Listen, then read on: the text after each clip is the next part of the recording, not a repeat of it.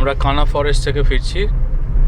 অভিনব গাড়ি চালাচ্ছে বিভিন্ন হেয়ারপিন বেল্ট দিয়ে, পাহাড়ের ঘন জঙ্গলের মধ্যে থেকে পাহাড়ের রাস্তা অনেক উঁচু থেকে আস্তে আস্তে আমরা মধ্যপ্রদেশ থেকে ছত্তিশগড় হয়েছি।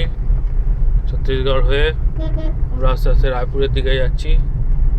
এখন গান্ডাইয়া 28 কিলোমিটার, রায়পুর এখন মোর দ্যান 100 কিলোমিটার। দেখা যাচ্ছে ঘন জঙ্গল, সাথে রয়েছে আমাদের হেয়ারপিন বেল্ট, আর গাড়ি চালাচ্ছে অভিনব হেয়ারপিন মাস্টার।